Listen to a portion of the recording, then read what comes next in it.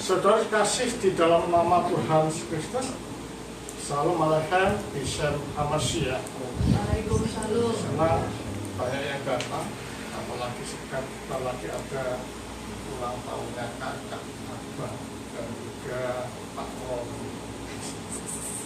Kita bersyukur ialah dengan panjang atau diberi tambahkan umur ini, kesehatan, hikmat itu makin dilimpahkan di dalam kehidupan kita semua, terutama yang berulang tahun pada saat. Saudara, untuk mendapatkan keselamatan itu tidaklah bisa seperti membalikkan telapak tangan. Yesus adalah merupakan suatu pondasi dapat dan tidaknya keselamatan itu. Harus berkorban untuk menggenapi apa yang menjadi tuntutan Taurat. Makanya dikatakan bahwa dia menjelma. Seegene telah menjadi daging. Tidak dikatakan di sana telah menjadi manusia, tetapi dikatakan telah menjadi daging.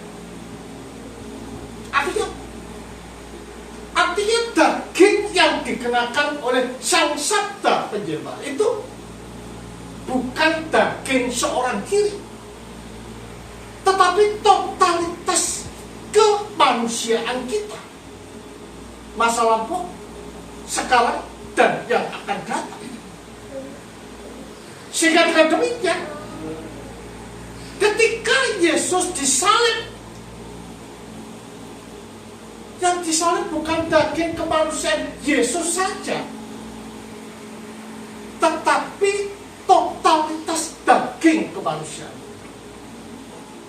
Berarti dengan demikian, apa-apa yang terjadi di dalam Yesus itu terjadi di dalam kita.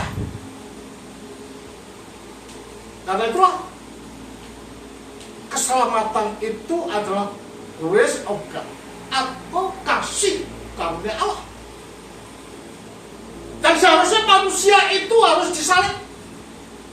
Dan harusnya manusia itu harus dirajam dan disiksa. Tetapi di sini tidak. Telah terwakilkan oleh Sang Anthropos, yaitu Yesus Kristus itu sendiri. Maka dikatakan bahwa terkutuklah orang yang digantung di atas kayu salib. Berarti ketika Yesus digantung di atas kayu salib, tuntutan Taurat itu telah digenapi, telah dipenuhi, telah dilunasi. Sehingga dengan demikian kita dikatakan telah ditebus, telah didamaikan, telah dimuliakan, telah dijadikan anak-anak Allah, telah dijadikan ciptaan baru, dan telah dimuliakan dan diagungkan. Jadi kalau demikian, konsep yang mengatakan 9 konsep keselamatan itu, jika tidak terkaitkan dengan Kristus yang adalah sang manusia yang tersalibkan itu, maka itu tidaklah mempunyai dampak di dalam kehidupan kita. Keselamatan itu bukan konsep, tetapi keselamatan itu adalah realita hidup yang diwujudkan pemanunggalan kita dengan Kristus. Nah, makanya ini dikatakan di dalam Matius tadi, dalam Markus 8 ayat 34 dikatakan demikian. Lalu Yesus memanggil orang banyak dan murid-muridnya dan berkata kepada mereka, setiap orang yang mau mengikut aku, ia harus menyangkal dirinya. Ada 3 tahap: menyangkal diri, memikul salib, dan baru mengikut aku. Mengapa menyangkal diri ini diutamakan lebih daripada yang lain? Karena sebagaimana dikatakan dalam Filokalia, bahwa kehidupan orang percaya ini adalah kehidupan yang perang kembang, seperti yang diistilahkan oleh Romo Daniel. Artinya hidup beraskesa. Kehidupan manusia itu selalu masuk di dalam kedalaman batin yang terdalam. Begitu kita masuk, yang kita dapati adalah kegelapan. Yang kita dapati adalah saksa yang siap untuk menyerang dan membutakan batin kita. Nah, karena itulah kita harus bertempur melawan kegelapan, bertempur melawan nafsu. Tidak ada kasih, menang sendiri, kejam, ingin memiliki barang orang lain, berbohong, membunuh orang. Ini merupakan suatu raksasa yang menggelapkan di dalam batin kita. Karena itulah kita harus perangi. Bagaimana memerangi? Memerangi ini tidaklah dapat menurut kekuatan kita sendiri, tidak dapat. Tetapi cara memerangi nafsu yang ada di dalam batin kita adalah melalui penyatu tunggalan kita dengan Kristus yang disalibkan dan mati serta bangkit di antara orang mati melalui baptisan. Karena dengan dapat menyangkal diri yang adalah merupakan musuh kita yang terbesar, maka kita dapat memikul salib. Mengapa demikian? Karena salib itu identik dengan fitnaan. Salib itu identik dicemooh. Salib itu identik dengan kesengsaraan. Bahkan salib itu identik dengan kematian. Dengan kita dapat menyangkal diri, maka kita akan menjadi seperti Stefanus ketika diraja. Ya Bapak, ampunilah mereka karena mereka tidak tahu apa yang mereka perbuat. Dan ini persis seperti apa yang dikatakan oleh Kristus. Jadi ada maaf ketika kita ada damai di dalam diri kita. Lah, mendamaikan diri ini yang sangat-sangat sulit. Makanya gereja menekankan puasa. Makanya gereja menekankan sholat. Makanya gereja menekankan untuk membaca hikmat kudus yang ditulis oleh orang-orang kudus. Tujuannya adalah supaya kita bisa mencontoh, menerapkan, dan mewujudkan di dalam hidup ini.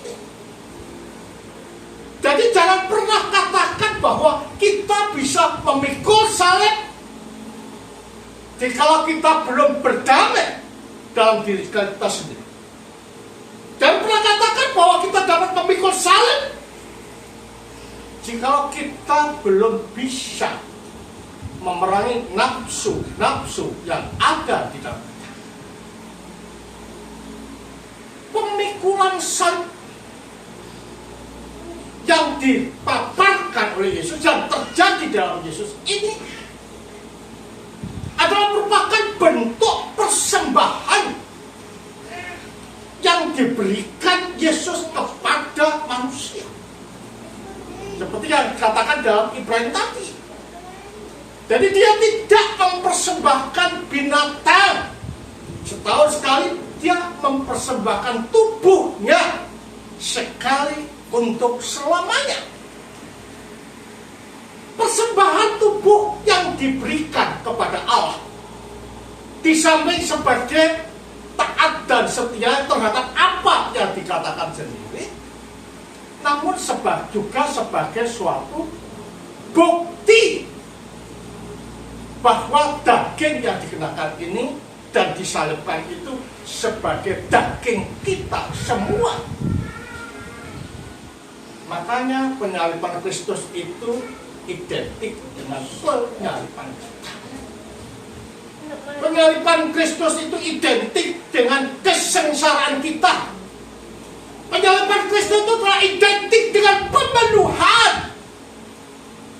diberikan Allah melalui putranya untuk kita. Sehingga dengan demikian tidak ada yang kita banggakan sekarang di dalam hidup kita kecuali hanya Kristus. Nah, kalau kita sudah bisa memikul salib, maka kita dilayakkan untuk menjadi pengikut Kristus. Artinya bahwa menjadi pengikut Kristus itu tidaklah mudah. Hanya percaya jingkrak-jingkrak dengan band yang begitu meriah, mengatakan I will be sure everything is free. God give us guarantee to be saved by God in His Spirit. It's not like that. Jadi perlu adanya peperangan di dalam diri kita ini. Itu dikatakan juga di sini. Ya.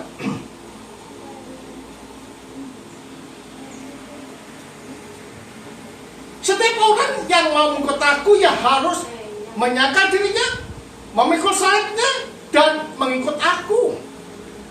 Karena siapa yang mau menyelamatkan nyawanya, ia akan kehilangan nyawanya. Tetapi barang siapa kehilangan nyawanya karena aku dan karena Injil, ia akan menyelamatkannya. Jadi kalau demikian, mempunyai suatu konsekuensi. Jika dikatakan bahwa kita sebagai murid Kristus, tubuh mistika Kristus, gereja, takut untuk memberitakan kebenaran kepada orang banyak. Artinya, dia menyayangkan nyawanya. Maka secara tidak langsung dia telah menggali kuburnya sendiri. Karena apa? Orang yang seperti itu tidak layak dan akan masuk di dalam kubur atau keberusahaan. Karena itulah para bapak gereja, para martir tidak takut dengan kematian. Karena kematian adalah merupakan rahmat yang membuka jendela bagi kita. Hidup dalam kebahagiaan bersama-sama Kristus di redempsi. Dan kematian di dalam kehidupan orang Kristen tidaklah atau bukan sesuatu yang menakutkan. Tetapi itu adalah kebahagiaan dan rahmat, seperti halnya terjadi kepada orang-orang Koptik pada baru-baru ini, atau orang Syria ketika dibantai oleh orang yang membenci kita. Dia mengatakan, aku adalah gereja, aku adalah tubuh mistika Kristus, ya kan? Aku tidak takut, lebih baik mati daripada menyangkal Kristus. Sama dengan Polikarpus, ketika diperhadapkan dengan kematian, dia mengatakan demikian. Sudah 85 tahun aku mengikut Kristus, namun Kristus tidak pernah mengecewakan aku. Bagaimana mungkin aku meninggalkan Kristus? Maka dikatakan terakhir, better we die than deny Christ. Lebih baik kami mati daripada menyangkal Kristus. Komitmen semacam ini harusnya menjadi bagian dalam kehidupan kita. Karena kesucian adalah merupakan suatu jaminan kita untuk senantiasa terus bersama dengan Kristus, sehingga tidak terbesit di dalam kehidupan kita untuk takut memberitakan Kristus, tetapi tetap berani dan tegak. Karena di sana dengan berani dan tegak serta tidak takut dengan kematian, surga menantikan kita. Ya, pemanunggalan menantikan kita, keselamatan menantikan kita, pembaharuan menantikan kita. Dikatakan juga demikian. Karena apakah yang dapat diberikannya sebagai ganti nyawa? Tidak ada.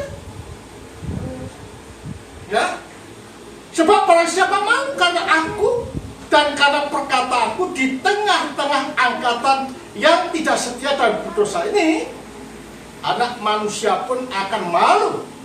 Karena orang itu apabila ia datang kelak dalam kemuliaan Bapaknya diiringi malaikat-malaikat kudus. Kita lihat di sini. Jadi jangan pernah menutup mulut kita. Jangan pernah menghentikan kaki kita. Jangan pernah menyetop keinginan kita untuk mewartakan Kristus. Karena jika kita mau mewartakan Kristus, maka Kristus nanti ketika datang dengan kemuliaannya akan malu mengungkapkan kita di hadapan Bapa yang di surga. Jadi jadilah orang Kristen yang berani dan mempunyai visi dan misi di dalam kehidupan kita untuk mengabarkan Injil. Karena dengan demikian kita tidak dikatakan sebagai orang egois, tetapi kita dikatakan sebagai orang yang memperdulikan orang lain. Karena sebagaimana kita membutuhkan keselamatan, orang lain pun juga butuh keselamatan. Karena itu be strong as Christian. Jadilah kuat sebagai orang Kristen untuk selalu memberitakan Injil.